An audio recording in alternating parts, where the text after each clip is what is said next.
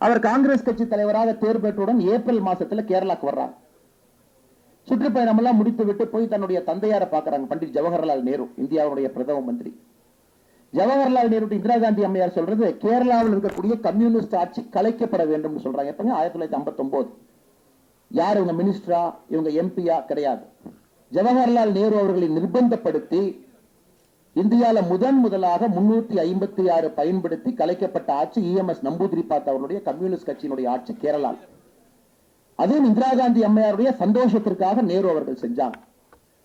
66 இந்தியாவுடைய பிரதம மந்திரியாக இந்திரா காந்தி அம்மையார் வர்றாங்க. வந்தோடனே செஞ்ச முதல் வேலை என்னன்னா, இந்த பண மதிப்பு அதை டிவேல்யூ, கரன்சி டிவேல்யூவேஷன். 37% ஒரு ரூபாயை டிவேல்யூ பண்றாங்க.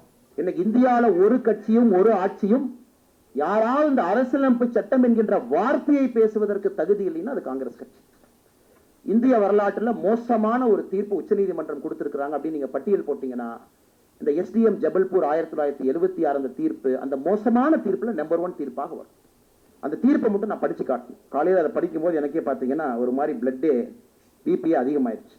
எப்ப இந்த நாட்டினுடைய அரசி என்ற அமெரிக்காக்காரங்களாம் சொல்ல ஆரம்பிச்சாங்களோ, அண்டையிலிருந்து இந்திரா காந்தி அம்மையாருடைய ஆக்ஷனை பார்த்தீங்கன்னா, இந்தியா என்கின்ற நாடு இந்திரா காந்தி அம்மையாருக்கு சர்வ் பண்றதுக்காக இந்த நாடு இருக்கோ தவிர, இந்திரா காந்தி என்கின்ற அம்மையார் இந்த இந்தியா நாட்டுக்கு சர்வ் பண்றதுக்காக இல்லை என்பதுதான் அவங்களுடைய கடந்த கால வரலாறு. பார்லிமெண்டினுடைய காலத்தை 5 ஆண்டுகள் இருந்து 6 ஆண்டா மாத்த போறோம். 5 இயர்ஸ் 6 இயர்ஸ். இதெல்லாம் பாருங்க என்ன அநியாயம். அதனால யாருக்குமே எதுவும் தெரியாது. கடைசியில பாத்தீங்கன்னா இந்திரா காந்தி அம்மையாரை எலெக்ஷனை கால் பண்றாங்க. ஏன் தெரியுங்களா? பேப்பர்ல நல்ல செய்தியா வர்றதை பார்த்து நிச்சயமா ஒரு சூப்பர் மெஜாரிட்டியில் ஆட்சிக்கு வரப்போகின்றோம் என்கின்ற நம்பிக்கையோடு அவங்க தேர்தலை கால் பண்றாங்க. இந்திரா காந்தி அம்மையாருக்கு எவ்வளவு பயம் இருந்துச்சுன்னா, எலெக்ஷன் தோத்த பிறகு இந்த நாட்டு மக்கள் அந்த காந்தி ஃபேமிலியை பீஸா நொறுக்கி வீசிடுவாங்க என்பதற்காக ராஜீவ் காந்தி அவர்களை மும்பைக்கு அனுப்பி ஒரு சிறப்பு விமானத்தை தயார் செய்து வைத்திருந்தார்கள், இந்த நாட்டிலிருந்து வெளியே செல்வதற்காக. ஒருவேளை நீங்க அவங்க நாட்டை விட்டு போயிருந்தா நாடு எப்பவோ முன்னேறி இருக்கும், வேற வழி இல்லை. 1977க்கு பிறகும் அந்த காந்தி ஃபேமிலியை இன்னும் பல எலெக்ஷன் நாம் பார்த்தோம். 80ல பார்த்தோம், 84ல பார்த்தோம், பல இடத்துல பார்த்தோம். ஆனால் நீங்க பாருங்க, மோடி ஐயா எங்கே இருக்கின்றார்? அவர் அரசியலமைப்பு சட்டத்தில் ஏற்படுத்தியிருக்கக்கூடிய திருத்தங்கள் எங்கே? இந்திரா காந்தி அம்மையார் அரசியலமைப்பு சட்டத்தில் ஏற்படுத்தியிருக்கக்கூடிய திருத்தங்கள் எங்கே? இதை இரண்டையும் பார்க்கும் பொழுது மிக நன்றாக நமக்கு தெரியும், எந்த ஒரு காரணத்திற்கும் கூட மக்கள் தெளிவா இருக்கிறாங்க. காங்கிரஸ் என்கின்ற கட்சி இந்தியாவில் மறுபடியும் ஆட்சிக்கு விடக்கூடாது என்பதில் ரொம்ப தெளிவா இருக்கிறாங்க. 59ல காங்கிரஸ் கட்சியினுடைய தலைவராக இந்திரா காந்தி அம்மா தேர்வு பெறாங்க. 1959 அவர் காங்கிரஸ் கட்சி தலைவராக தேர்வு பெற்றவுடன் ஏப்ரல் மாசத்துல கேரளாக்கு வர்றாங்க. சுற்றுப்பயணம் எல்லாம் முடித்து விட்டு போய் தன்னுடைய தந்தையாரை பார்க்கறாங்க. பண்டிட் ஜவஹர்லால் நேரு, இந்தியாவுடைய பிரதம மந்திரி. ஜவஹர்லால் நேரு இந்திரா காந்தி அம்மையார் சொல்றது, கேரளாவில் இருக்கக்கூடிய கம்யூனிஸ்ட் ஆட்சி கலைக்கப்பட வேண்டும் சொல்றாங்க. எப்பங்க? 1959. யார் இவங்க? மினிஸ்டரா, இவங்க எம்பியா? கிடையாது. லோக்சபா எம்பி, ராஜ்யசபா எம்பி கிடையாது, MLA கிடையாது, கவுன்சிலர் கிடையாது, பஞ்சாயத்து தலைவர் கிடையாது. யார்? ஒரு அரசியல் கட்சியினுடைய தலைவர். ஜவஹர்லால் நேரு அவர்களை நிர்பந்தப்படுத்தி இந்தியாவில் முதலாக 356 பயன்படுத்தி கலைக்கப்பட்ட ஆட்சி EMS நம்பூதிரிபாத் அவர்களுடைய கம்யூனிஸ்ட் கட்சியினுடைய ஆட்சி கேரளா. அதுவும் இந்திரா காந்தி அம்மையாருடைய சந்தோஷத்திற்காக நேரு அவர்கள் செஞ்சாங்க. 66 இந்தியாவுடைய பிரதம மந்திரியாக இந்திரா காந்தி அம்மையார் வர்றாங்க. வந்தோடனே செஞ்ச முதல் வேலை என்னன்னா, இந்த பண மதிப்பு அதை டிவேல்யூ, கரன்சி டிவேல்யூவேஷன். 37% ஒரு ரூபாயை டிவேல்யூ பண்றாங்க. 37% பிரதமராக வந்தோடனே எடுத்த முதல் முடிவு. 37% டிவேல்யூ பண்றாங்கன்னா நீங்க யோசிச்சுக்க, பேங்க்ல இருக்கிறவங்க பணம் என்ன ஆகும்னு யோசிச்சுங்க. நீங்க ஒரு பிசினஸ் பண்றீங்கன்னா ஒரு வரவு செலவு கணக்கு என்ன ஆகும்? இது மொரார்ஜி தேசாய் அவர்கள் இந்தியாவுடைய பினான்ஸ் மினிஸ்டரா ஒரு ஆண்டு கழித்து பாராளுமன்றத்தில் சொல்றாங்க, இது ஒரு முட்டாள்தனமான முடிவு, இந்த டிவேல்யூவேஷனால இந்த நாட்டிற்கு எந்த விதமான நன்மையும் வரவில்லை. இதெல்லாம் இந்திரா காந்தி அம்மையாருடைய பழைய சரித்திரத்தை பார்க்கணும். 59ல, 66, அதன் பிறகு 69ல ஒரே நாள்ல 14 வங்கிகளை தேசியமயமாக்குறாங்க. 14 பிரைவேட் பேங்க்ஸ் நேஷனலைசேஷன் பண்றாங்க. காரணம் என்ன சொல்றாங்கன்னா, இந்த வங்கிகளை நம்ம தேசியமயமாக்கிட்டா ஏழை மக்களுக்கு அவங்க கடன் கொடுப்பாங்க, அதனால இந்தியாவில் ஏழை என்கின்ற சமுதாயம் இல்லாமல் ஒழித்து விடலாம் என்பதற்காக ஒரு காரணம் சொல்லி நேஷனலைசேஷன் ஆஃப் பிரைவேட் பேங்க்ஸ் ஒரே இரவுல 14 வங்கியை நேஷனலைஸ் பண்றாங்க. அதன் பிறகு growth ரேட் பாருங்க. 1967 7.83%, 68ல 3.39%, 69ல 6.54. அவங்க நேஷனலைசேஷன் பண்ணதுக்கு அப்புறம் 1970 5%, 1971 1%, 1972 -0.5%, 1973 3%, 1974 1%. நாட்டினுடைய வளர்ச்சிங்க எல்லாம் 1%, 0.5%, 0.25% வளர்ந்துகிட்டு இருக்கும். இதெல்லாம் தாண்டி இன்னொரு ஆச்சரியம் பாருங்க, இது ரொம்ப ஆச்சரியமான விஷயம். 1970 அந்த நாட்டினுடைய தேர்தலை 15 மாசம் முன்னாடி கொண்டு வர்றான். இந்த ஒன் கண்ட்ரி ஒன் எலெக்ஷன் நம்ம பேசுறோம் இல்லைங்களா, அது வரைக்கும் ஒன் கண்ட்ரி ஒன் எலெக்ஷனா தாங்க அந்த நாடு போச்சு.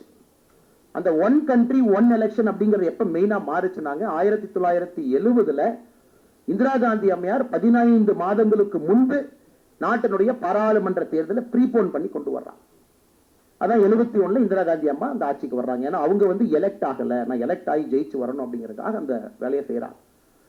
அதன் பிறகு இந்த ஒன் கண்ட்ரி ஒன் எலெக்ஷன் அப்படிங்கிறத டிஸ்டர்ப் ஆகி இந்த நாடு முழுவதுமே வேற வேற டைம்ல நாம எலெக்ஷன் நடத்த ஆரம்பிக்கிறோம். அதற்கும் இந்திரா காந்தி அம்மையார் காரணம். அதன் பிறகு பாருங்க, ரொம்ப ஆச்சரியம் பாருங்க, 1971 எலெக்ஷன் ஜெயிக்கிறாங்க. அந்த எலெக்ஷனுடைய கோஷமே வந்து கர்பி ஹட்டாவ், இந்தியாவில் இருக்கக்கூடிய ஏழை மக்களை நாங்கள் ஏழையை அகற்றுவோம் அப்படின்னு. அவங்க செஞ்ச முதல் வேலை, ஹரியானாவுடைய முதலமைச்சர் பன்சிலால் இருக்கிறார். பன்சிலால் அவங்க வந்து சஞ்சய் காந்தியினுடைய நெருங்கிய நண்பர்.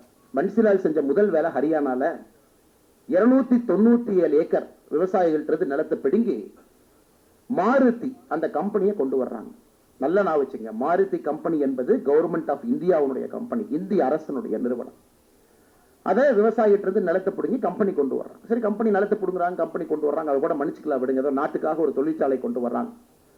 அந்த கம்பெனியினுடைய முதல் மேனேஜிங் டைரக்டர் யார் தெரியுங்களா? அந்த கம்பெனியினுடைய முதல் மேனேஜிங் டைரக்டர் இந்திரா காந்தி அம்மையாருடைய பையன் சஞ்சய் காந்தி. 2 ஆண்டு காலம் மாருதி நிறுவனத்தினுடைய தலைவராக, மேனேஜிங் டைரக்டராக 2 ஆண்டு. சரி விடுங்க. சஞ்சய் காந்திக்கு அப்புறம் அப்ப எப்படி சம்பாதிக்கிறாங்க அப்படின்னா, அப்பெல்லாம் கார் பாத்தீங்கன்னா அட்வான்ஸ் புக் பண்ணும், முதல்லயே பணத்தை கொடுத்தா தான் ஒரு மாருதி காரை தயார் பண்ணி கொடுப்பாங்க. அதெல்லாம் பெரிய கொள்ளுபடி நடந்து அந்த கம்பெனி டேக் ஆஃப் ஆகாம, ஏன்னா சஞ்சய் காந்திக்கு வேற ஒரு வேலை இருந்துச்சு. He was busy sterilizing people. யாருக்கும் குழந்தை பிறக்கக்கூடாது என்பதற்காக அந்த வேலையை செஞ்சுட்டு இருந்தார். போர்ஸ்ஃபுல்லா பெண்களை கொண்டு வந்து அவர்களுக்கு குழந்தை பிறக்கக்கூடாது என்பதற்காக சர்ஜரி பண்ணிட்டு இருந்தார். அதனால மாருதி கம்பெனி கொடுக்க வேண்டிய கவனம் அவர் கொடுக்காதனால அந்த கம்பெனி கிட்டத்தட்ட திவால் நிலைமையில போச்சு. இதெல்லாம் எதுக்கு நான் சொல்றேன் அப்படின்னாங்க, இந்த குடும்பம், காங்கிரஸ் இது எப்படி இருந்தது என்பதை நாம் உணர்ந்து கொள்ள வேண்டும். இதெல்லாம் எமர்ஜென்சி வருவதற்கு முன்னாடி இந்த நாட்டில் எப்படியெல்லாம் ஆட்சி நடந்தது. இன்னைக்கு பாரத பிரதமர் நரேந்திர மோடி அவர்களை பற்றி கை காட்டி காங்கிரஸ் கட்சி கேள்வி கேட்கிறாங்க. அவங்களுடைய வண்டவாளம் தண்டவாளம் 1959 நாம் புரிந்து கொள்ள வேண்டும், எப்படி இந்த நாட்டில் ஒரு ஜனநாயக நாட்டில் எப்படி ஆட்சி நடத்தி கொண்டிருந்தார்கள் என்பதை நாம் புரிஞ்சுக்கணும்.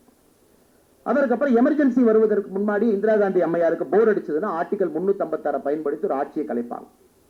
அவங்க எதுக்காக ஆட்சியை கலைச்சாங்க அப்படிங்கறது மட்டும் பாருங்க. 1967 ஹரியானாவில் ஆட்சியை கலைக்கிறாங்க. எதுக்குன்னா, பஞ்சாபுக்கும் ஹரியானாவுக்கும் தனி சண்டை. அந்த தண்ணி சண்டைக்கு நடுவராக பிரதமர் இருப்பார் அப்படின்னு இந்திரா காந்தி அம்மையார் சொன்னதை ஹரியானா ஏற்றுக்கொள்ளவில்லை என்பதற்காக ஹரியானால ஆட்சியை கலைச்சாச்சு. 71 ஒரிசால அவங்களுடைய கூட்டணி உடைந்து விட்டது என்பதற்காக ஆட்சியை கலைச்சாச்சு. கர்நாடகால 71 மெஜாரிட்டி வரல, ஆட்சியை கலைச்சாச்சு. குஜராத் 71 காங்கிரஸ்குள்ள 2 குரூப் சண்டை போட்டுக்கிறாங்க. உங்களுக்கு தெரியும், அப்ப காங்கிரஸ் ஆர்கனைசேஷன், காங்கிரஸ் இந்திரா, அதுக்கு ஆட்சியை கலைச்சாச்சு. 1973 மணிப்பூர் எதிர்கட்சிகிட்ட அதிகமான எம்எல்ஏக்கள் இருந்தும் காங்கிரஸ் கட்சியினால் ஆட்சி அமைக்க முடியாது என்பதற்காக ஆட்சியை கலைச்சாச்சு. 1974 மணிப்பூர் மறுபடியும் ஆட்சியை கலைக்கிறாங்க. இதெல்லாம் எமர்ஜென்சிக்கு முன்பே ஒரு எமர்ஜென்சி போன்றுதான் நம்முடைய நாடு செயல்பட்டு கொண்டிருந்தது. அதன் பிறகு அலகாபாத் ஹைகோர்ட் ஜட்ஜ்மெண்ட் நம்ம ஏற்கனவே பேசணுங்க. இந்திரா காந்தி அம்மையார் ஜூன் 25, 26 நள்ளிரவில் அதை கொண்டு வர்றாங்க. எப்படி கொண்டு வர்றாங்கன்னாங்க, எமர்ஜென்சி யாரும் ரிப்போர்ட் பண்ணக்கூடாது அப்படிங்கறக்காக சென்சார் போர்டில் இருக்கக்கூடிய ஒரு மெம்பருமே முக்கியமான பத்திரிகை ஆபீஸ்ல போய் ஃபர்ஸ்ட் லொகேட் பண்ண வைக்கிறாங்க. எல்லாரும் ஒரு டெல்லியில் இருக்கக்கூடிய பத்திரிகை ஆபீஸ்ல ஏறி இருந்து. 26 ஜூன்ல இருந்து வரக்கூடிய செய்தித்தாள்ல வரக்கூடிய செய்தியை 25 ஜூன்ல இருந்து சென்சார் பண்றாங்க. எத்தனை நாளைக்கு பண்றாங்கன்னா 21 மாதங்கள் பண்றாங்க.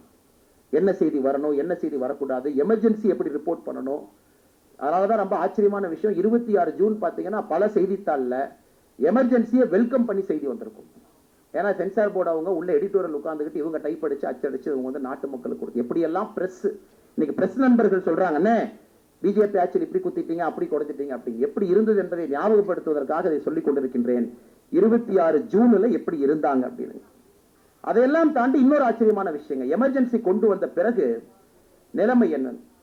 ராஜஸ்தான்ல ஒரு ஐஏஎஸ் அதிகாரி இருக்காரு, மங்கள் பேரி, ராஜஸ்தான் எலக்ட்ரிசிட்டி போர்டுடைய சேர்மன். அவரை 30 ஜூன் 1975 டிரான்ஸ்பர் பண்றாங்க. அப்படின்னா எமர்ஜென்சி அறிவிச்சு 5 நாள் கழிச்சு டிரான்ஸ்பர் பண்றாங்க. நம்ம பிரஸ் நண்பர்கள்லாம் போய் ராஜஸ்தானுடைய முதலமைச்சர் ஹர்தீப் ஜோஷிட்ட கேட்கிறாங்க, எதுக்குங்க டிரான்ஸ்பர் பண்றீங்க? அது ஒண்ணு இல்லைங்க, எமர்ஜென்சிக்கு முன்னாடி சஞ்சய் காந்தி அவருக்கு போன் பண்ணாரு, இந்திரா காந்தி அம்மையாரை டிஸ்குவாலிஃபை பண்ணது தவறுன்னு ராஜஸ்தான்ல ஒரு பொதுக்கூட்டம் நடத்த சொன்னாங்க. அந்த பொதுக்கூட்டத்தில் 10,000 பேருக்கு வச்சு கூட்டம் நடத்தி கோர்ட்டுக்கு எதிராக ஒரு போராட்டம் நடத்த சொன்னாங்க. அப்ப இவர்கிட்ட நாங்க கேட்டோம், உங்ககிட்ட ராஜஸ்தான் ஸ்டேட் எலக்ட்ரிசிட்டி போர்டு இருக்கு, ஒரு 100 ட்ரக் அனுப்புங்க, அதுல 10,000 பேர்த்தை ஏற்றிக்கிட்டு பொதுக்கூட்டத்துக்கு போகணும்னு சொன்னா இந்த ஐஏஎஸ் அதிகாரி மாட்டேன்னு சொல்லிட்டாரு, அதனாலதான் எமர்ஜென்சி போட்டோன்னே தூக்கி அடிச்சிருக்கோம். பிரஸ் கேட்கறாங்க, தப்பு இல்லைங்களா? அதுக்கு அந்த ராஜஸ்தானுடைய முதலமைச்சர் ஹர்தீப் ஜோஷி சொல்றாரு, அவரை மீசால கைது பண்ணி நீங்க சந்தோஷப்படுங்க, டிரான்ஸ்பர் தான் நாங்க பண்ணணும் அப்படின்னு. ஆனா இங்க இருப்பவர்கள் எல்லாம் மீசால வேறு வேறு காலகட்டத்தில் கைதாகி சிறைக்கு சென்றவர்கள். எப்படி நம்முடைய நாடு இருந்தது என்பதை நாம் உணர்ந்து கொள்ள வேண்டும். அதற்காகத்தான் இதை திரும்பி பார்க்க வேண்டிய கட்டாயம் நமக்கு இருக்கு. அதன் பிறகு பாத்தீங்கன்னா எமர்ஜென்சி காலகட்டத்தில் 2 தியரி இருக்குதுங்க. ஒன்னு, இந்திரா காந்தி அவருடைய பிரின்சிபல் செக்ரட்டரி, முதன்மை செயலாளர் PN தார், அவங்க ஒரு US அம்பாசிடர் சொல்றாங்க, நாங்க எதற்கு எமர்ஜென்சியை கொண்டு வந்தோம் அப்படின்னா, இந்திய நாட்டுக்கு இந்த பிரதம மந்திரி போன்ற ஒரு தேர்வு சரியா வராது. இவ்வளவு பெரிய நாடு, இவ்வளவு பெரிய மக்கள் தொகை, இந்த நாட்டுக்கு அந்தந்த மாநிலத்துல ஓட்டு போட்டு ஒருத்தர் ஒரு மொழி பேசுறாங்க, அவங்க எல்லாம் ஓட்டு போட்டு MP எல்லாம் அவங்க பிரதம மந்திரி தேர்ந்தெடுக்கலாம் இந்த நாட்டுக்கு ஒத்து வராது. அதனால மேடம் நினைக்கிறாங்க, எமர்ஜென்சியை பயன்படுத்தி பிரசிடென்சியல் ஃபார்ம் ஆஃப் கவர்மெண்ட்டுக்கு அந்த நாட்டை மூவ் பண்றதுக்காக நாங்க யோசித்துக் கொண்டிருக்கின்றோம், அதற்காக நாங்க யோசிச்சு ஒரு பேப்பர் ரெடி பண்ணிருக்கோம் அப்படிங்கிறாங்க. இது யார் எழுதுனாங்க? DK பரு, ரஜினி பட்டேல், சித்தார்த் சங்கர், இவங்க தலைமையில் ஒரு குழு போட்டு இன்ஃபார்மலா இந்திரா காந்தி அம்மையார் ஆராய சொல்றாங்க. நம்ம நாட்டுல பிரதம மந்திரி முறை வேண்டாம், ஜனாதிபதி முறை வேண்டும், எல்லாரும் ஜனாதிபதிக்கு ஓட்டு போடணும். இன்னைக்கு இவங்க சொல்றாங்க, நாங்கள் அரசியலமைப்பு சட்டத்தை காப்பாற்ற போறோம் ஒரு குரூப் இந்தியாவில் கிளம்பி இருக்கு, அதையும் நீங்கள் பார்த்து கொண்டிருக்கின்றீர்கள். அதன் பிறகு அங்கிருந்து யாரோ ஒரு நல்ல மனுஷன் அந்த பேப்பரை லீக் பண்றாங்க. அந்த பேப்பர் அங்கிருந்து லீக் பண்ணி இன்டர்நேஷனல் ஒரு பெரிய சர்ச்சையானதுக்கு அப்புறம் இந்த ஐடியாவை இந்திரா காந்தி அம்மையார் டிராப் பண்ணிடுறாங்க. இதெல்லாம் தாண்டி எமர்ஜென்சி வந்துருச்சு. எமர்ஜென்சில வேற எல்லாம் என்ன பண்ணாங்க பாருங்க, RBI கவர்னர் அப்பாயிண்ட் பண்ணணும். RBI கவர்னர் ஏன் அப்பாயிண்ட் பண்ணுங்க? RBI கவர்னர் அப்பாயிண்ட் பண்ணா தான் இந்தியாவுடைய மானிட்டரி பாலிசியை மேனிபுலேட் பண்ண முடியும். ஆகஸ்ட் 1975 சஞ்சய் காந்தி, இந்திரா காந்தியினுடைய பையன் சஞ்சய் காந்தி சொல்றாரு, இந்த KR பூரி அப்படிங்கிறவர் தான் நம்ம ரிசர்வ் பேங்க் ஆஃப் இந்தியா கவர்னரா நம்ம நியமனம் செய்ய வேண்டும் என்று. அதற்கு நம்முடைய பினான்ஸ் மினிஸ்டர் சுப்பிரமணியம் அவங்க அப்ஜெக்ட் பண்றாங்க. அவருக்கு பேங்கிங்னா என்னன்னு தெரியாது, அவருக்கு பினான்ஸ் தெரியாது, அவர் எப்படி கவர்னரா போடுறது?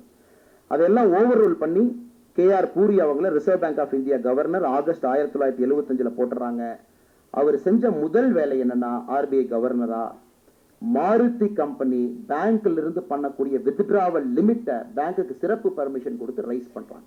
ஏன்னா 3 வருஷமா கம்பெனி கவுத்திட்டாங்களே, அதனால இன்னும் பாரோ பண்றதுக்கான லிமிட் அந்த புது RBI கவர்னர் வந்ததுக்கு அப்புறம் இவங்க செய்யறாங்க. எனக்கு ரொம்ப பிடிச்சதுங்க எமர்ஜென்சியில எந்த அளவுக்கு இந்த நாட்டை இவங்க சின்னாபின்னப்படுத்த முடியும் என்பதற்கு இதை விட ஒரு சிறந்த உதாரணம் எங்கே இல்லை.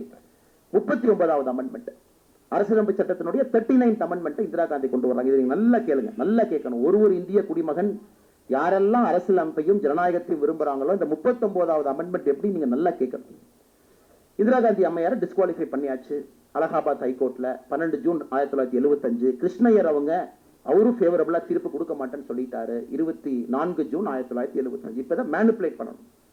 இந்திரா காந்தி அம்மையார் சொல்றாங்க, இந்த நாட்டுல 4 பேர்த்தினுடைய தேர்தலை யாரும் கேள்வி கேட்கக்கூடிய கூடாது அப்படிங்கறதா 39th அமெண்ட்மெண்ட். அந்த 4 பேர் யாருன்னா பிரதமர், ஜனாதிபதி, துணை ஜனாதிபதி, ஸ்பீக்கர். இந்த 4 பேரை நம்ம தேர்ந்தெடுத்த பிறகு யாருக்கும் எப்படி தேர்ந்தெடுத்தீங்கன்னு கேட்கிற அதிகாரத்தை எடுப்பதுதான் 39வது அமெண்ட்மெண்ட், 39th அமெண்ட்மெண்ட். அதை எப்படி கொண்டாடுறாங்க பாருங்க. ஆகஸ்ட் 7 1975 வியாழக்கிழமை, நல்லா ஞாபகம் வச்சுங்க, வியாழக்கிழமை ஆகஸ்ட் 7 1975 பார்லிமெண்ட்ல அதை கொண்டு வர்றாங்க. ஏன்னா உங்களுக்கு தான் எமர்ஜென்சி கொண்டாந்தாச்சு. பார்லிமெண்ட்ல 2/3 மெஜாரிட்டி வேணும். இங்க நம்ம ஐயா கார்வேந்தன் ஐயா இருக்கிறாங்க, நிறைய பெரிய தலைவர்கள் இருக்கிறாங்க, அரசியலமைப்பு சட்டம் தெரிஞ்சவங்க இருக்காங்க. 2/3 மெஜாரிட்டி வேணும். 2/3 மெஜாரிட்டி வேணுங்கிறக்கு பார்லிமெண்ட்ல இருக்கிற MP எல்லாம் பிடிச்சி சிறையில் அடைச்சாச்சு. எதிர்கட்சியில அடைச்சிட்டீங்கன்னா 2/3 வந்துருமல்ல. 100 பேர் இருக்காங்க, 30 பேர் ஜெயில அடைச்சிட்டீங்கன்னா மிச்சம் இருக்கிறது 70 பேர் இருக்காங்க. 2/3 உங்களுக்கு வந்துருச்சு. அப்படி பண்ணி பார்லிமெண்ட்டை கூட்டுறாங்க. அந்த வியாழக்கிழமை அன்னைக்கு ஆகஸ்ட் 7 1975 லா மினிஸ்டர் HR கோகலே இந்த 39th அமெண்ட்மெண்ட்டை கொண்டு வர இந்த 4 பேர்த்தினுடைய தேர்தலை யாரும் கேள்வி கேட்கக்கூடாது. வியாழக்கிழமை. வெள்ளிக்கிழமை ஆகஸ்ட் 8 1975 பாராளுமன்றம் அந்த பில்லை பாஸ் பண்ணுது. ஆக்டா மாறுதுங்க. பில்லை பாஸ் பண்ணுது. என்ன கையெழுத்துக்கு போலீங்க. சனிக்கிழமை ஆகஸ்ட் 9 அரசியலமைப்பு சட்டத்தையே மாத்திரம். அப்ப உங்களுக்கு லெஜிஸ்லேட்டிவ் அசம்பிளி எல்லாம் பாஸ் பண்ணணும். தமிழ்நாடு, கர்நாடகா, கேரளா இவங்கெல்லாம் பாஸ் பண்ணணும். வியாழக்கிழமை பார்லிமெண்ட் கொண்டு வந்தாச்சு. வெள்ளிக்கிழமை பார்லிமெண்ட்ல பாஸ் பண்ணியாச்சு. சனிக்கிழமை ஆகஸ்ட் 9 காங்கிரஸ் கட்சிகள் ஆளுகின்ற 17 மாநிலத்தில் விசித்திரமா சட்டசபை கூடும். அனௌன்ஸ்மெண்ட் இல்ல, யாரும் கால்ஃபர் பண்ணல, யாரும் கால் கொடுக்கல. சனிக்கிழமை அன்னைக்கு 17 ஸ்டேட் லெஜிஸ்லேட்டிவ் அசம்பிளி எல்லாரும் சேர்ந்து 39th அமெண்ட்மெண்ட்டை சப்போர்ட் பண்றாங்க. ஏன்னா 2/3 ஆஃப் ஸ்டேட்ஸ் சப்போர்ட் பண்ணணுங்க. இது சனிக்கிழமை. ஞாயிற்றுக்கிழமை, இந்தியாவில் ஞாயிற்றுக்கிழமை எதுவும் நடக்காதுன்னு உங்களுக்கு தெரியும். ஜனாதிபதி காத்து கொண்டிருக்கின்றார். ஆகஸ்ட் 10 1975 ஞாயிற்றுக்கிழமை காலையில் 10 மணிக்கு ஜனாதிபதி கையெழுத்து போடுறார். ஞாயிற்றுக்கிழமை மத்தியானம் 2 மணிக்கு கவர்மெண்ட் பிரிண்டிங் பிரஸ் திறந்து ஜனாதிபதி கையெழுத்து போட்டதுக்கு அப்புறம் கெசட் நோட்டிபிகேஷன் கொடுக்கறதுக்கு டைப் அடிக்கிறாங்க. இது ஆகஸ்ட் 10 1975. ஏன்னா ஆகஸ்ட் 11 1975 சுப்ரீம் கோர்ட்ல இந்திரா காந்தி அம்மையாருடைய கேஸ் அப்பீலுக்கு வருது. இந்த நியாயத்தை பார்த்திருக்கீங்களா? வியாழக்கிழமை பார்லிமெண்ட், வெள்ளிக்கிழமை பாசிங், சனிக்கிழமை லெஜிஸ்லேட்டிவ் அசம்பிளி, ஞாயிற்றுக்கிழமை காலையில ஜனாதிபதி கையெழுத்து, ஞாயிற்றுக்கிழமை மத்தியானம் 2 மணிக்கு பிரிண்டிங் பிரஸ் ஓபன் பண்ணி பிரிண்ட் அடிக்கிறாங்க கெசட் நோட்டிபிகேஷன். காரணம் திங்கக்கிழமை அன்னைக்கு சுப்ரீம் கோர்ட்ல போய் கவர்மெண்ட் அட்டார்னி ஜெனரல் என்ன சொல்லுவாருன்னா, பாராளுமன்றத்தில் சிறப்பு சட்டம் போட்டு விட்டோம், உச்ச நீதிமன்றத்தை கேட்பதற்கு அருகதை இல்லை என்று சொல்வதற்காக இத்தனை வேலை செய்யறாங்க. இன்னைக்கு இந்தியாவில் ஒரு கட்சியும் ஒரு ஆட்சியும் யாராவது இந்த அரசியலமைப்பு சட்டம் என்கின்ற வார்த்தையை பேசுவதற்கு தகுதி இல்லைன்னா அது காங்கிரஸ் கட்சி. இந்த மாதிரி நம்ம பேசிட்டே போலாங்க. இன்னும் நிறைய கதைகளாக நம்ம பேசிட்டே போலாங்க. பண்ணது எல்லாமே 1,14,000 பேர் அரெஸ்ட் பண்ணாங்க. 21 மாதத்துல 1,14,000 பேர். அதுல தலைவர்கள் இங்க இருக்கிறாங்க வேற வேற பகுதியில. ஏன்னா இவங்க யாருக்குமே தெரியாது எப்ப வெளியே வருவாங்க. அதை பத்தி நான் கொஞ்சம் பேசணும்னு நினைக்கிறேன். அவங்க மனநிலை எப்படி இருந்திருக்கும் அப்படின்னு. 9 ஹைகோர்ட் தைரியமான நீதிபதிகள் இருக்கிறாங்க. 9 உயர்நீதிமன்றத்தில் 9 உயர்நீதிமன்றம் சொல்றாங்க இவர்கள் எல்லாம் கைது செய்தது தவறு. ஹெபியஸ் கார்பஸ் போட்டீங்கன்னா இந்த டிடென்ஷன் ஆர்டர் இல்லீகல், அல்லது ஒருத்தருக்கும் கைதுக்கு தனித்தனி காரணம் கொடுக்கணும். உதாரணத்துக்கு SR சேகரனை கைது பண்ணாங்கன்னா அவர் கவர்மெண்ட் ஆர்டரை வயலேட் பண்ணாரு, அதுக்கு இவர் கைது. இன்னொருத்தர் ஆர்ப்பாட்டம் பண்ணாரு கைது, இன்னொருத்தர் கோஷம் போட்டாரு கைது. Separate orders. அதுக்கு 9 உயர்நீதிமன்றம் என்ன சொல்லுதுன்னா 9 ஹைகோர்ட்ஸ் ஒருத்தருடைய கேஸையும் ஆராய்வதற்கு எமர்ஜென்சி காலகட்டத்தில் அவங்களுக்கு உரிமை இருக்கு அப்படிங்கிறாங்க. அப்படின்னா இவங்க செப்பரேட்டா கோர்ட்டுக்கு போய் என்னை ஏன் கைது பண்ணாங்க, இது நியாயமா, எனக்கு கான்ஸ்டிடியூஷன் அந்த ரைட் இருக்கு. இந்த 9 ஹைகோர்ட் கொடுத்த தீர்ப்பை எதிர்த்து கவர்மெண்ட் ஆஃப் இந்தியா சுப்ரீம் கோர்ட்டுக்கு போறாங்க. இந்திரா காந்தி அம்மையார் இந்திய வரலாற்றில் மோசமான ஒரு தீர்ப்பு உச்சநீதிமன்றம் கொடுத்திருக்கிறாங்க அப்படின்னு நீங்க பட்டியல் போட்டீங்கன்னா இந்த SDM ஜபல்பூர் 1976 அந்த தீர்ப்பு அந்த மோசமான தீர்ப்புல நம்பர் 1 தீர்ப்பாக வரும். அன்னைக்கு இருக்கக்கூடிய உச்சநீதிமன்றத்தினுடைய நீதிபதிகள் ஒரு தீர்ப்பு கொடுக்கறாங்க. இந்திய வரலாற்றில் ஒரு மாபெரும் பிழை நடந்திருக்குன்னா இந்த தீர்ப்பு. அந்த தீர்ப்பை மட்டும் நான் படிச்சு காட்டணும். காலையில் அதை படிக்கும் போது எனக்கே பார்த்தீங்கன்னா ஒரு மாதிரி பிளட்டே பிபிஏ அதிகமாயிருச்சு. அதில் அவங்க சொல்றாங்க அந்த தீர்ப்பை நான் அப்படி ஆங்கிலத்தில் படிக்கிறாங்க. அந்த தீர்ப்புடைய condensation. In view of the presidential order dated 27 June 1975, இங்க இருக்கு உங்களுக்கு no person has any locus standing. இங்க இருக்கக்கூடிய யாருக்கும் எந்த அதிகாரமும் இல்லை to move any writ petition under article 226. article 226 தான் நீங்க போவீங்க. நீங்க சட்டவிரோதமா கைது பண்ணிருக்காங்க. before a high court for habeas corpus, அதாவது இவங்க சார்பாக மனைவியோ கணவரோ போய் கணவனை கண்டுபிடிச்சு கொடுங்க, மனைவியை கண்டுபிடிச்சு கொடுங்க, or any other writ or order or direction to challenge the legality of an order of detention. இவங்களுக்கு கொடுக்கப்பட்டிருக்கக்கூடிய ஆர்டரை இவங்க எந்த காரணத்திற்கும் கூட சேலஞ்ச் பண்றதுக்கு இவங்களுக்கு அருகதை இல்லை. Order of detention on the ground that the order is not under or in compliance with the act or is illegal or is vitiated by malified factual or legal or is based on extraneous consideration. அதாவது கதவை இறுக்கி சாத்துறது வேறங்க, இது கதவை சாத்தி ஆணி அடிச்சிருக்காங்க. அந்த ஆர்டர் இல்லீகல், கோர்ட்டுக்கு போக முடியாது. அந்த ஆர்டர்ல தவறு இருக்கு, கோர்ட்டுக்கு போக முடியாது. அந்த ஆர்டருக்கு அருகதை இல்லை, கோர்ட்டுக்கு போக முடியாது. அந்த order is violative of certain provision, கோர்ட்டுக்கு போக முடியாது. எல்லாத்தையும் அடைச்சாச்சு, எப்படி கோர்ட்டுக்கு போவீங்க? அப்ப ஒரே ஒரு ஜஸ்டிஸ் மட்டும், ஜஸ்டிஸ் கண்ணா, இன்னைக்கு உச்ச நீதிமன்றத்தில் கோர்ட் நம்பர் 2ல அவருடைய புகைப்படம் இருக்கும். யாருங்க சென்றாலும் கூட கண்ணாவுக்கு, ஜஸ்டிஸ் கண்ணாவை பார்த்து ஒரு கும்பிடு போட்டு தான் இன்னைக்கு கோர்ட் நம்பர் 2ல இன்னைக்கும் ஹியரிங் ஆரம்பிச்சிட்டு இருக்கு. ஜஸ்டிஸ் கண்ணா மட்டுமே அதை எதிர்த்து ஒரு டிசெண்டிங் ஜட்ஜ்மெண்ட் கொடுத்தாங்க. இது தவறு என்று உச்சநீதிமன்றத்தினுடைய நீதிபதிகள் கொடுத்தாங்க. அதனால் அன்னைக்கு உங்களுக்கு எப்பவுமே நீதிமன்றத்தை நம்புவோம். அரசு தவறு செய்தாலும் கூட நீதியை நாடலாம் நீதிமன்றத்தில் இருப்பதை கூட 1976 ஆணி வச்சு அந்த கதவை அடிச்சுட்டாங்க. அதன் பிறகு உங்களுக்கு யாருக்குமே தெரியாது. நீங்க நல்லா புரிஞ்சுக்கணும். இங்க இருக்கக்கூடிய நம்முடைய பெரியவர்கள் தாய்மார்கள் நன்றாக புரிந்து கொள்ள வேண்டும். எப்பொழுது வெளியே வருவோம் என்று தெரியாமல் உள்ள இருந்தாங்க. ஏன்னா ஹைகோர்ட்டும் ஆப்ஷன் முடிஞ்சது, சுப்ரீம் கோர்ட் ஆப்ஷன் முடிஞ்சது. எப்ப வருவாங்க தெரியாதுங்க. எமர்ஜென்சி எத்தனை நாள் தெரியாது. 42nd அமெண்ட்மெண்ட் இந்திரா காந்தி கொண்டு வர்றாங்க. பார்லிமெண்ட்னுடைய காலத்தை 5 ஆண்டுகள்ல இருந்து 6 ஆண்டா மாத்த போறோம். 5 இயர்ஸ் வந்து 6 இயர்ஸ். இதெல்லாம் பாருங்க என்ன அநியாயம். அதனால யாருக்குமே எதுவும் தெரியாது. கடைசியில பாத்தீங்கன்னா இந்திரா காந்தி அம்மையாரை எலெக்ஷனை கால் பண்றாங்க. ஏன் தெரியுங்களா? பேப்பர்ல நல்ல செய்தியா வர்றதை பார்த்து நிச்சயமா ஒரு சூப்பர் மெஜாரிட்டியில் ஆட்சிக்கு வரப்போகின்றோம் என்கின்ற நம்பிக்கையோடு அவங்க தேர்தலை கால் பண்றாங்க. ஏன்னா பேப்பர் எல்லாம் மேனிபுலேட்டட், எடிட்டோரியல் அவங்களே உட்கார்ந்து எழுதி வரப்பட்ட செய்திகள் அது. அதன் பிறகு உங்களுக்கு தெரியாத ஒரு செய்தி சொல்லுகின்றோம். இந்திரா காந்தி அம்மையாருக்கு எவ்வளவு பயம் இருந்துச்சுன்னா எலெக்ஷன் தோத்த பிறகு இந்த நாட்டு மக்கள் அந்த காந்தி ஃபேமிலியை பீஸா நொறுக்கி வீசிடுவாங்க என்பதற்காக ராஜீவ் காந்தி அவர்களை மும்பைக்கு அனுப்பி ஒரு சிறப்பு விமானத்தை தயார் செய்து வைத்திருந்தார்கள். இந்த நாட்டிலிருந்து வெளியே செல்வதற்காக. ஒருவேளை நாட்டில் தேர்தலுக்கு பிறகு ஒரு கலகம் வந்தால் நாம் இந்த நாட்டிலே தங்கக்கூடாது என்பதற்காக. அப்ப காப்பாற்றினது யாரு தெரியுங்களா? இந்திரா காந்தி அம்மையாருடைய அதே கேபினெட்ல இருந்த அன்னைக்கு மொராஜி தேசாய் அவங்க சொன்னாங்க, இந்திய மக்கள் அப்படி இல்லை, எவ்வளவு பெரிய தவறையும் மன்னிக்கக்கூடிய மனப்பான்மை இருக்கிறவங்க. அதனால உங்களுக்கு ஒரு சின்ன கீறல் கூட வராது. நீங்க பயந்து நாட்டை விட்டு போகாதீங்க. ஒருவேளை நீங்க அவங்க நாட்டை விட்டு போயிருந்தா நாடு எப்பவோ முன்னேறி இருக்கும். வேற வழி இல்லை. 1977க்கு பிறகும் அந்த காந்தி ஃபேமிலி இன்னும் பல எலெக்ஷன் நாம் பார்த்தோம். 80ல பார்த்தோம், 84ல பார்த்தோம், பல இடத்துல பார்த்தோம். அன்பு சகோதர சகோதரிகளே, இன்னைக்கு அரசியலமைப்பு சட்டத்தை பத்தி பேசுறாங்க. குறிப்பாக எத்தனை முறையை அரசியலமைப்பு சட்டத்தை அவங்க அமெண்ட் பண்ணிருக்காங்க பாருங்க. ஜவஹர்லால் நேரு அவர்கள் 16 ஆண்டுகள் இந்தியாவுடைய பிரதம மந்திரி, 17 முறை அமெண்ட்மெண்ட். லால் பகதூர் சாஸ்திரி 2 ஆண்டுகள் 3 முறை. இந்திரா காந்தி அம்மையார் 15 ஆண்டுகள் 29 முறை. அது எல்லாம் பாத்தீங்கன்னா 24th கான்ஸ்டிடியூஷனல் அமெண்ட்மெண்ட், ஃபண்டமெண்டல் ரைட்டை டெலிவர்ட் பண்ணிட்டாங்க.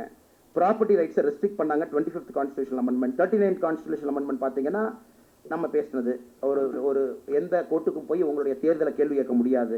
40th constitutional amendment exclusive economic zone, mineral wealth, coal, அதெல்லாம் வந்து மத்திய அரசு மட்டும்தான் ஆளுமை செய்ய முடியும். 42nd ஃபண்டமெண்டல் ரைட்டை கர்டைல் பண்ணிட்டாங்க. 42nd தான் முதலாக sovereign democratic republic, sovereign socialist secular democratic republic என்கின்ற வார்த்தையை கொண்டு வர்றாங்க. 50th கான்ஸ்டிடியூஷனல் அமெண்ட்மெண்ட் தான் காவல்துறை. இன்னைக்கு காவல்துறை நிறைய பேர் இருப்பாங்க, அண்ணா நான் பேசணும்னு நினைக்கிறேன், நான் பேச முடியாது.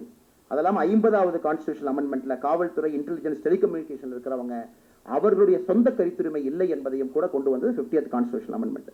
மொராஜி தேசாய் 2 ஆண்டுகள் 2 முறை, ராஜீவ் காந்தி 6 ஆண்டுகள்ல 10 முறை, விபி சிங் 2 ஆண்டுகள் 6 முறை, நரசிம்மராவ் 5 ஆண்டுகள்ல 10 முறை, வாஜ்பேயி ஐயா 6 ஆண்டுகள்ல 14 முறை, மன்மோகன் சிங் ஐயா 10 ஆண்டுகள் 6 முறை, மோடி ஐயா 10 ஆண்டுகள்ல 8 முறை.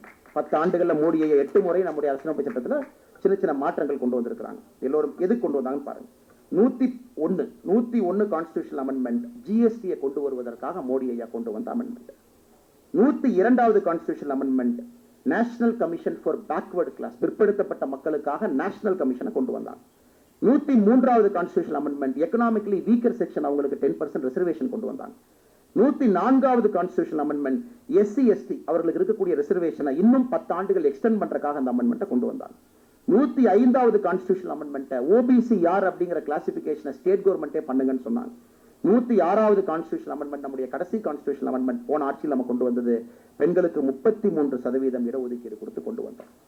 ஆனால் நீங்க பாருங்க, மோடி ஐயா எங்கே இருக்கின்றார்? அவர் அரசியலமைப்பு சட்டத்தில் ஏற்படுத்தியிருக்கக்கூடிய திருத்தங்கள் எங்கே? இந்திரா காந்தி அம்மையார் அரசியலமைப்பு சட்டத்தில் ஏற்படுத்தியிருக்கக்கூடிய திருத்தங்கள் எங்கே? இதை இரண்டையும் பார்க்கும் பொழுது மிக நன்றாக நமக்கு தெரியும். எந்த ஒரு காரணத்திற்கும் கூட மக்கள் தெளிவா இருக்கிறாங்க. காங்கிரஸ் என்கின்ற கட்சி இந்தியாவில் மறுபடியும் ஆட்சிக்கு விடக்கூடாது என்பதில் ரொம்ப தெளிவா இருக்காங்க. அதனாலதான் இந்த முறை வந்து நேற்று மல்லிகார்ஜுன கார்கே அவர்கள் காங்கிரஸ் கட்சியினுடைய தலைவர் சொல்றாங்க, எங்களுக்கு மாரல் வெற்றி கிடைச்சிருக்கு அப்படி. இது இதுவரைக்கும் நம்ம வெற்றி தோல்வி தான் பார்த்திருக்கிறோம். மனதளவில் வெற்றின்னு ஒரு வார்த்தையை பார்த்ததே இல்லை. அதாவது 21 கட்சிகள் ஒன்றாக இணைந்து எல்லோரும் இணைந்து மோடி ஐயாவை எதிர்த்து 231 எம்பி, மோடி அவர்கள் மட்டும் தனியாக 240 எம்பி. இதான் மாரல் வெற்றிங்கிறாங்க. 21 கட்சிகள் இணைஞ்சு 234 எம்பி. அன்பு சகோதர சகோதரிகளே, நாம ஏன் இதெல்லாம் பேசுறோங்க? ஏன் இந்த நிகழ்ச்சியில் நம்முடைய பெரியவர்கள் அழைத்து நாம் கௌரவம் செய்யறோம்? ஏன் நாம் இதையெல்லாம் பேசிக் கொண்டிருக்கின்றோம் என்றால், நம்முடைய கவனம் எப்பொழுதும் கூட அரசியலமைப்பு சட்டம், ஜனநாயகத்தின் மீது இருக்க வேண்டும். இது போன்ற ஒரு கட்சிகளை, இது போன்ற மனப்பக்குவம் இருக்கக்கூடிய தலைவர்களை எப்பொழுதும் கூட நாம் விட்டுவிடக் கூடாது என்பதற்காகத்தான் இந்த நிகழ்வு பாரதிய ஜனதா கட்சியின் அலுவலகத்தில் நடந்து கொண்டிருக்கிறது. 1971 இந்தியா பாகிஸ்தான் வார் முடிந்த பிறகு ஹென்றி கிசிஞ்சர் அவர் ஒரு வார்த்தையை சொன்னார். Indira Gandhi is the iron lady of India and empress of இந்தியான்னு சொன்னாங்க. அங்கதான் பிரச்சனையாகி போச்சு. எப்ப எம்பரஸ்ன்னு சொன்னாங்களோ இந்திரா காந்தி அம்மையோட தரைக்கு என்ன போயிடுச்சுன்னா, India is there to serve Indira அப்படிங்கிறது வந்துருச்சு. Indira is not to there to serve India. எப்ப இந்த நாட்டினுடைய அரசி என்று அமெரிக்காக்காரங்களாம் சொல்ல ஆரம்பிச்சாங்களோ, அண்டையிலிருந்து இந்திரா காந்தி அம்மையோட ஆக்ஷனை பார்த்தீங்கன்னா, இந்தியா என்கின்ற நாடு இந்திரா காந்தி அம்மையாருக்கு சர்வ் பண்றதுக்காக இந்த நாடு இருக்கோ தவிர, இந்திரா காந்தி என்கின்ற அம்மையார் இந்த இந்தியா நாட்டுக்கு சர்வ் பண்றதுக்காக இல்லை என்பதுதான் அவங்களுடைய கடந்த கால வரலாறு. ஆனால் மேடையில் இருக்கக்கூடிய எல்லா தலைவர்களுக்கும் கூட நான் நன்றி தெரிவிக்க வேண்டிய நேரம் இது. காரணம், நாட்டிற்காக, தங்களுடைய பேச்சுரிமைக்காக, கருத்துரிமைக்காக, இந்த நாட்டில் நடக்கக்கூடிய தவறுகளை தனி மனிதனாக, யாரும் சீஃப் மினிஸ்டரோ, அந்த காலத்துல பிரைம் மினிஸ்டரோ எல்லாமே அரெஸ்ட் ஆனாங்க. அந்த காலத்துல எல்லாரும் அரெஸ்ட் ஆனாங்க. முன்னாள் முதலமைச்சர்கள், முன்னாள் நீதி அரசர்கள் எல்லாம். ஆனா இவங்க இருக்கிறவங்க எல்லாம் சாதாரணமானவர்கள். ஆனா அப்படி இருந்தும் கூட என்ன நினைச்சாங்க, நாம் எதையோ இழக்க போறோம், அது இழக்கக்கூடாது என்பதற்காக போராட்டம் செய்து கைது செய்யப்பட்டவர்கள் தான் இந்த மேடையின் மீது இருக்கிறார்கள். மேடைக்கு கீழே இருக்கையில் இருக்கிறாங்க. அவர்களுக்கெல்லாம் இந்த சமுதாயத்தின் சார்பாக, நம் சார்பாக ஒரு பெரிய நன்றிகளை நாம் காணிக்கையாக்க வேண்டிய நேரம் இது. காரணம், தைரியமாக போராடி இருக்கின்றார்கள். நாளை காலையில் என்ன நடக்கும் தெரியாம அவங்க போராடி இருக்கிறாங்க. ஆனால் அவர்களுக்கு நாங்கள் செய்யக்கூடிய ஒரு சிறு காணிக்கை. அடுத்த முறை நம்முடைய நீங்கள்லாம் ஒரு கோரிக்கையா கூட சொன்னீங்க, நான் வருவதற்கு முன்பு விநாயகி ஐயா கிட்ட, இந்த மாதிரி பிரதம மந்திரி நாங்கள் என்ன பார்க்காம இருக்கோம் அப்படின்னு. பிரதம மந்திரி அவர்கள் அடுத்த முறை தமிழகத்திற்கு வரும் பொழுது முதல் ஆட்களாக நீங்கள் எல்லோரும் நம்முடைய பிரதமரை வரவேற்பீங்க. அல்லது பிரதமர்கிட்ட ஒரு ஸ்பெஷல் அப்பாயின்மெண்ட் வாங்கி உங்களை டெல்லி கூட்டிட்டு போய் பார்க்க வைக்க முடியுமா? இரண்டுல ஏதோ ஒன்று நாங்கள் நிச்சயமாக நிறைவேற்றி கொடுக்கின்றோம். காரணம், இந்த சமுதாயம் உங்களுக்கு செய்யக்கூடிய மிக மிக ஒரு சிறிய காணிக்கையாகத்தான் நாங்கள் இதை பார்க்கின்றோம். மேடையில் இருக்கக்கூடிய எல்லா தலைவர்கள், குறிப்பாக இந்த நெருக்கடி நிலை பிரகடனம், கருப்பு நாள், இதற்கு ஒரு சங்கம், national organisation of MISA DIR பந்த், லோக் தந்திர சேனானி சங், நெருக்கடி நிலைக்கால போராட்ட வீரர்கள் சங்கம், தமிழ்நாடு 2015 பதிவு செய்யப்பட்ட அந்த அமைப்பு, அதனுடைய தலைவராக இருக்கக்கூடிய ஐயா கந்தகுமார் அவர்கள் இருக்கின்றார்கள். நெருக்கடி நிலைக்கால போராட்ட வீரர்களுடைய சங்கம் ஐயாவுக்கு நன்றி தெரிவித்து, முன்னிலை வைத்துக் கொண்டிருக்கக்கூடிய பொதுச்செயலாளர் ஐயா ஓம் சக்தி பாபு அவங்க இருக்கிறாங்க, அவர்களுக்கு இந்த நேரத்தில் நன்றி தெரிவித்து, வரவேற்புரை நல்கிய நம்முடைய அண்ணன் வெங்கட்ரமணி அவங்க இருக்கிறாங்க, அவர்களுக்கும் இந்த நேரத்தில் நன்றி தெரிவித்து, மிக முக்கியமாக இந்த நிகழ்ச்சியினுடைய மாநில பொதுச்செயலாளர் அமைப்புடைய அண்ணன் தங்கவேல் அவர்களுக்கு நன்றி தெரிவித்து, நன்றியுரைக்காக லக்ஷலிங்கம் அவர் நன்றி தெரிவித்து, மாநில பொருளாளர் பாரதிய ஜனதா கட்சி, அதே நேரத்தில் எமர்ஜென்சி காலகட்டத்தில் எமர்ஜென்சியை சந்தித்த பாரதிய ஜனதா கட்சியில் இருக்கக்கூடிய தலைவர்கள், சில தலைவர்கள் எமர்ஜென்சியை சந்தித்தவங்க இருக்கிறாங்க. அதில் முதன்மையாக இருக்கக்கூடிய அண்ணன் SR சேகர் அவர்களுக்கும் இந்த நேரத்தில் நன்றி தெரிவித்து, நம்முடைய சிறப்பழைப்பாளராக, நம்முடைய அன்பையெல்லாம் ஏற்றுக்கொண்டு சிறப்பழைப்பாளராக இன்று காலை இந்த நிகழ்ச்சிக்கு வந்திருக்கக்கூடிய ஐயா சண்முகநாதன் அவர்கள், இதற்கு முன்பு மேகாலயா மாநிலத்தினுடைய ஆளுநராக இருந்தவங்க, அவங்களும் எமர்ஜென்சி காலத்தை பார்த்தாங்க. மிக மோசமான காலத்தை எல்லாம் பார்த்துதான் அவங்க ஒரு RSS பிரச்சாரக்கா மாறினாங்க. திராவிட இயக்கங்களுடைய அட்டுழியம் ஆரம்ப காலத்துல பார்த்தாங்க, எமர்ஜென்சியை பார்த்தாங்க. அதன் பிறகு முழுமையாக இந்த நாட்டு பணிக்காக தன்னை அர்ப்பணித்து இன்னைக்கு இங்கே முன்னாள் ஆளுநராக இருந்து நம்ம எல்லாம் வழிநடத்தி கொண்டிருக்கக்கூடிய ஐயா அவர்களுக்கும் இந்த நேரத்தில் நன்றி கலந்த வாழ்த்துக்களை, வணக்கங்களை தெரிவித்து, துணைத் தலைவர்கள் இந்த சங்கத்தினுடைய ராமரத்னம் ரத்ன ஜோதி அவர்களுக்கு, மாவட்ட தலைவர்களாக இருக்கக்கூடிய SR மோத்திலால் அவர்கள், வெங்கட்ராமன் அவர்கள், முருகேசன் அவர்கள், காசி விஸ்வநாதன் நன்றி தெரிவித்து, முன்னிருக்கையில் இருக்கக்கூடிய ஐயா நம்முடைய மூத்த வழக்கறிஞர், இதற்கு முன்பு OBC கமிஷன்ல எல்லாம் பணியாற்றி இருக்கிறாங்க, முன்னாள் பாராளுமன்ற உறுப்பினர் ஐயா கார்வேந்தன் அவங்க இருக்கிறாங்க, மாநிலத்தினுடைய மூத்த தலைவர்கள் எல்லாம் இருக்கிறாங்க, நம்முடைய துணைத் தலைவர் கருணாகராஜன் அவர்கள், நம்முடைய செயலாளர்கள் பிரமிளா வெங்கடக்கா இருக்கிறாங்க, சம்பத்தக்கா இருக்கிறாங்க, நம்முடைய சுமதி வெங்கடேஷ் அக்கா இருக்கிறாங்க, நம்முடைய மாமன்ற உறுப்பினர், நேற்றுதான் செய்தித்தாள் முழுவதுமே பார்த்தீங்க, தன்னுடைய கோபத்தை வெளிப்படுத்தி விட்டு வெளிநடப்பு செய்திருக்கக்கூடிய நம்முடைய மாமன்ற உறுப்பினர் அக்கா அங்க இருக்கிறாங்க. எல்லோருக்கும் இந்த நேரத்தில் என்னுடைய கலந்த வாழ்த்துக்களை, வணக்கங்களை தெரிவித்து, அருமை சகோதர சகோதரிகள், இங்கிருந்து நான் பெங்களூருக்கு போனேங்க. பெங்களூர்ல ஒரு சிட்டிசன்ஸ் ஃபார் சிவிக் ஆக்ஷன் அப்படிங்கிற அமைப்பு என்று சாயங்காலம் இதே நிகழ்ச்சி அங்கே வச்சிருக்கிறாங்க. அங்கேயும் செல்ல வேண்டிய காரணம் இருக்கிறனால உங்களுடைய அனுமதியெல்லாம் பெற்றுக்கொண்டு இங்கிருந்து என்னை நீங்கள் அனுப்பி வைக்குமாறு பண்போடு கேட்டுக்கொள்கின்றேன். வந்திருக்கூடிய பத்திரிகை நண்பர்கள் அவங்களும் வந்திருக்கிறாங்க. இந்த செய்தியெல்லாம் பெரிய அளவில் மக்களுக்கு சென்று சேர்ப்பதற்கு பத்திரிகை நண்பர்கள் எப்பொழுதும் உறுதுணையாக இருக்கிறாங்க. அவர்கள் இந்த நிகழ்ச்சிக்கு உறுதுணையாக இருப்பார்கள் என்று நம்புகின்றேன். என்னுடைய பேச்சை முடித்துக் கொள்கின்றேன். நன்றி, வணக்கம். பாரத் மாதா கி ஜெய்.